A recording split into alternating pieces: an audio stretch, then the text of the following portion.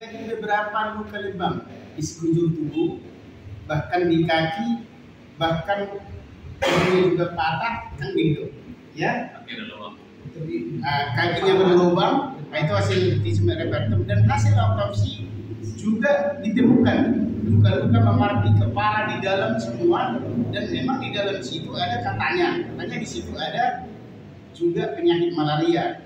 Jadi tetapi almarhum sejak lahir tidak penyakit malaria. Yang mengherankan lagi, yang membuat kami yakin dengan dugaan kami seperti yang disampaikan oleh rekan kami ini, itu adalah pembunuhan berencana. Setelah Wirasat Sitorus meninggal dan dilaporkan kepada Denrudal 004, ada berita dan keterangan yang kami dapatkan bahwa Denrudal 004 yang menjadi terdakwa sekarang meminta ya kepada seorang medis, dokter yang membuat pemeriksaan di rumah sakit supaya dinyatakan meninggal karena gagal jantung. Nah ini kan kenapa mempengaruhi medis begitu. Tetapi jawab medisnya pada saat itu bukan kewenangan kami, memang itu di dalam pernyataannya, ada pernyataannya sama kita yang ditulis di situ ya, dan kita sudah berikan itu kepada auditor militer. Orang tua korban ya harus dihukum seberat-beratnya dan dipecat. Karena kalau dibiarkan seperti ini, pasti ada lagi yang akan korbankan ini lagi. Selama proses persidangan ini seperti yang disampaikan oleh kuasa hukum istri saya tadi, tidak harus ditahan dulu supaya jangan ada bisa mempengaruhi yang lain. Kata-kata maaf, tidak ada kata-kata mengatakan jelas tahu. Dan kami harus memohon kepada bapak kuasa hukum istri saya supaya mengembalikan nama baik kepada kami. Perwiranya anak berapa Pak? Ini anak kami yang paling terakhir, yang paling bungsu. Dari berapa saudara? Dan 3 saudara. Yang 2 lagi ini memang kayak Sultan Sambo ya sudah mengucapkan terima kasih kepada jaksa, walaupun dari pihak keluarga atau klien kita menginginkan yang lebih berat, yaitu tuntutan hukuman mati.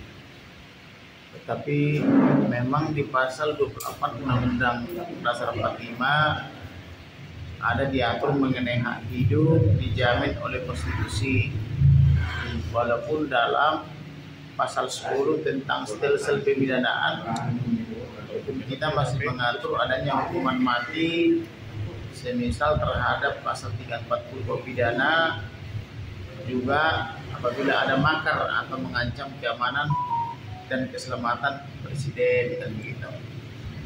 Jadi kalau kita bicara sistem teori, memang Pancasila, Undang-Undang 45, Undang-Undang Perda dan seterusnya itu memang 245 merupakan yang tertinggi daripada undang-undang. Artinya undang-undang kita mengatur masih bisa hukum pidana, tetapi di dalam konstitusi sudah ada tentang jaminan hak hidup.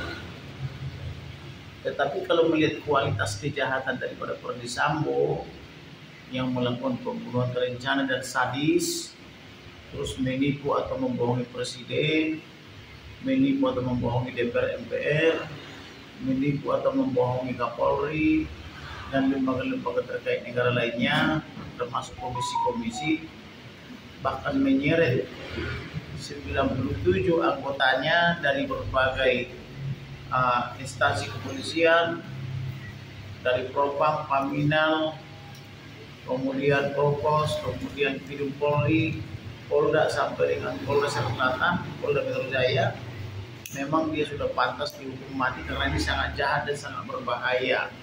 Tapi karena kita berbicara dari segi keimanan, mudah-mudahan dengan diberikan dia tuntutan seumur hidup dan dikabulkan oleh majelis hakim, dapat dipakai sisa hidupnya itu untuk merenung dan kembali ke jalan yang benar.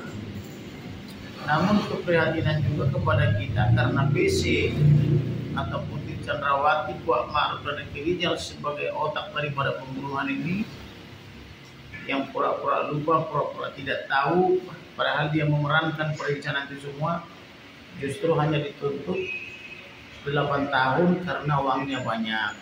uang hasil dari kejahatan-kejahatan atau dengan white collar crime.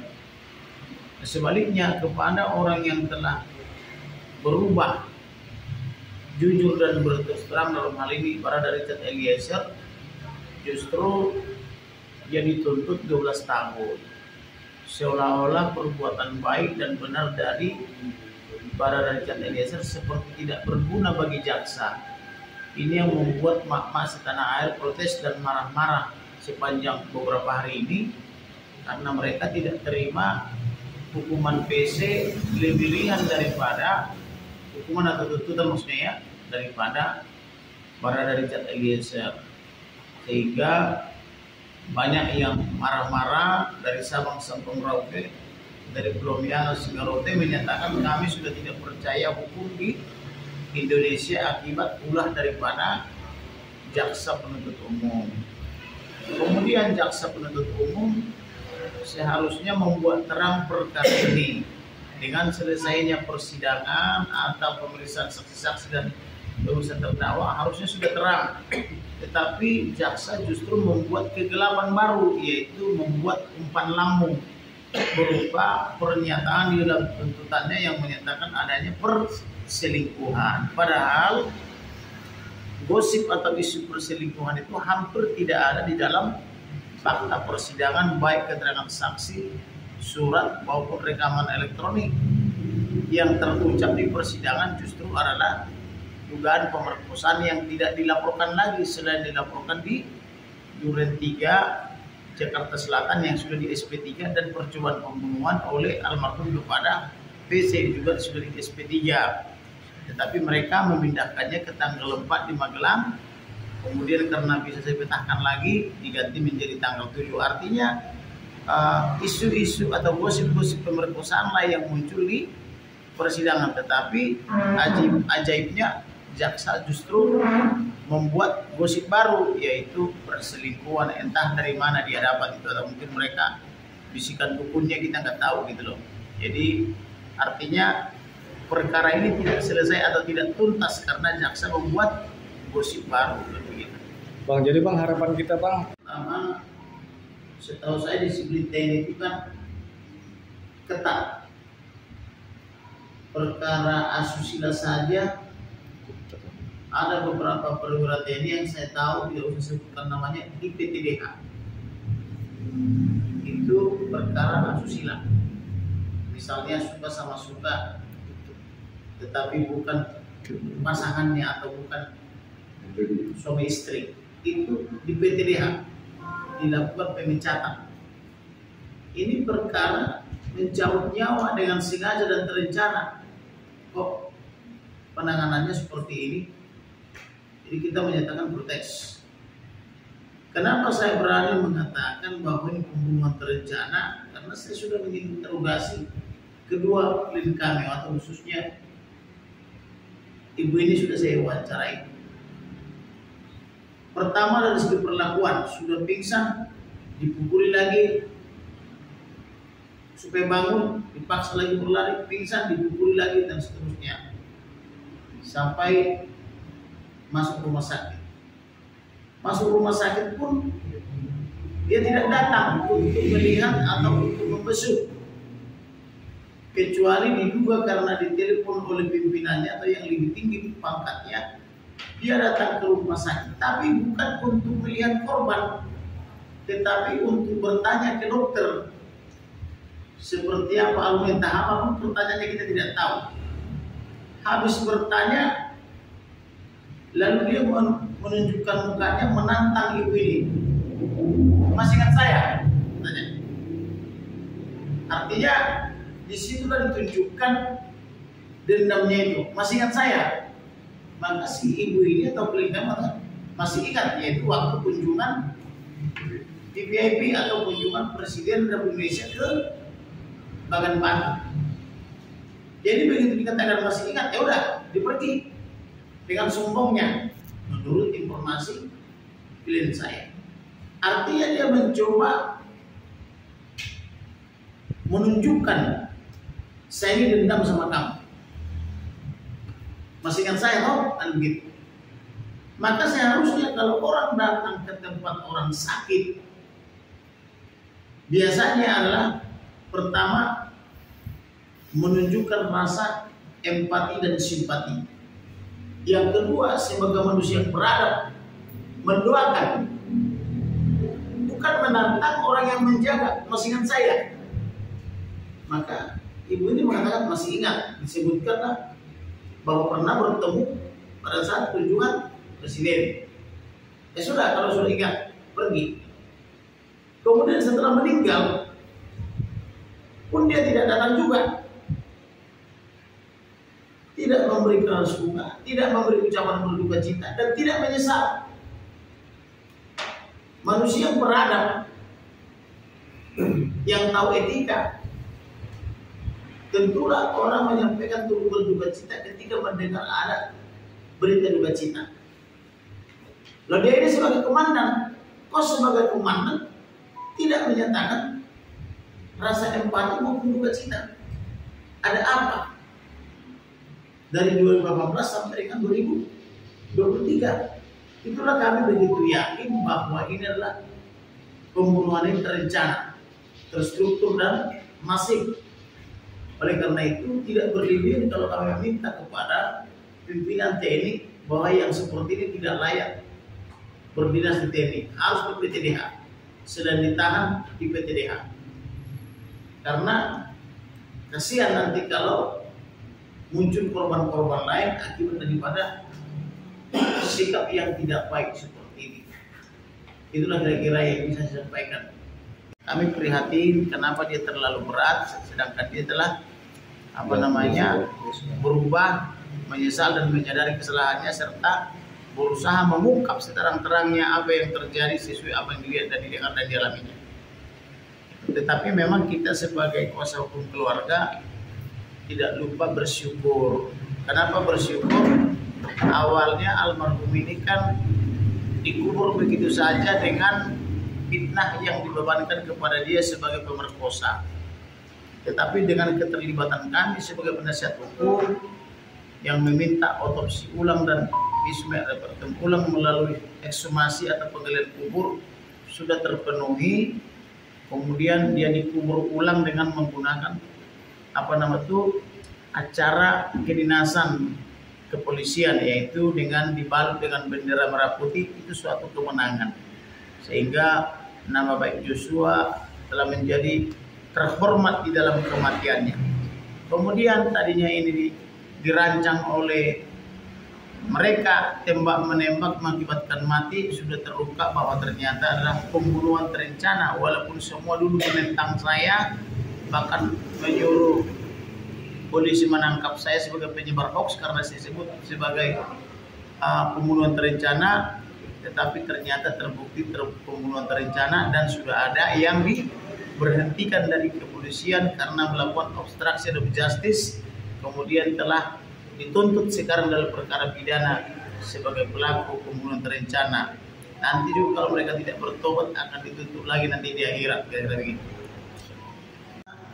Hakim sebagai wakil Tuhan sesuai irah-irahnya demikian dan berdasarkan terbiasa dapat secara bijaksana, tegas dan lugas untuk menjatuhkan vonis atau putusan yang tepat dan benar agar tercapai kepastian hukum, keadilan dan kemanfaatannya, yaitu dengan cara memberi putusan, bisa juga dengan cara memutuskan ultra petita. Ultra petita itu maksudnya lebih berat daripada tuntutan jaksa, khususnya kepada PC Kuat Ma'ruf dan Ricky Rijal, dan memberikan jauh lebih ringan kepada Richard Eliezer.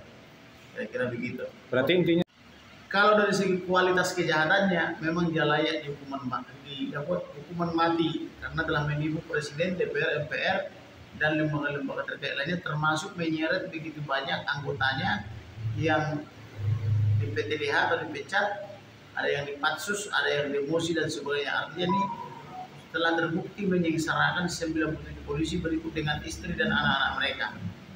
Tetapi kalau kita bicara memang dari segi aspek kemanusiaan, kalaupun hakim memberikan putusan tetap seumur hidup, biarlah itu dimanfaatkan untuk merenung kembali ke jalan yang benar. Taman. Jadi bukan begini.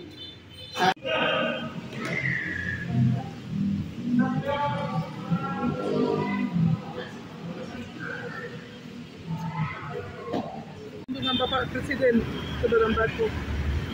Awalnya ini permasalahan anakku ini karena kunjungan Bapak Presiden ke Batu.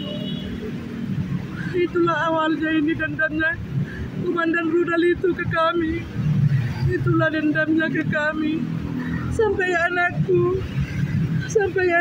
pingsan berulang-ulang. Sampai berulang-ulang.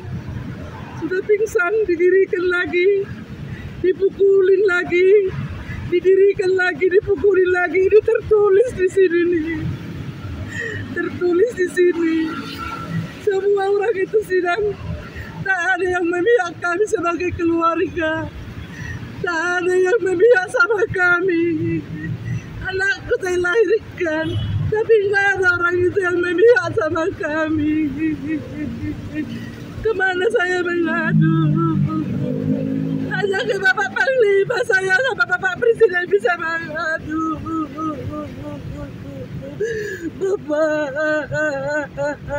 Bapak Panglima tolong saya. Tolong saya ibu ini Bapak Panglima. Gak sanggup saya membacanya ini semua. Gak sanggup saya membaca ini semua Bapak Panglima. Gak sanggup saya. Bapak, tolong saya Bapak. Tolong saya Ibu Persitini Bapak. Sakit Bapak, sakit kehilangan anak, sakit. Tolong saya Bapak Panglima. Tolong.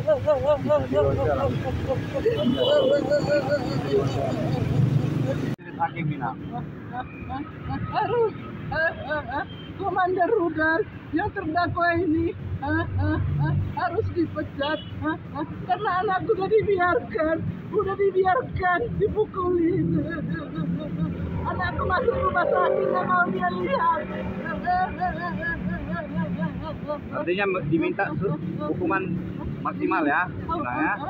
Iya, karena dari Mahkamah Agung harus dia yang bertanggung jawab, bukan si Raja Gugu yang bertanggung jawab. Harus Komandan Rudalnya katanya. Kali lebih, pingsan 5 kali, pingsan 5 kali di sini tertulis. Sakit. 4 tahun aku menderita gara-gara ini. 4 tahun. Saya sudah menyurati Bapak Panglima. Makanya kasus ini bisa diulang lagi. Oke. Ini karena surat ini sudah disuratin dulu, makanya terbuka kasus ini lagi balik.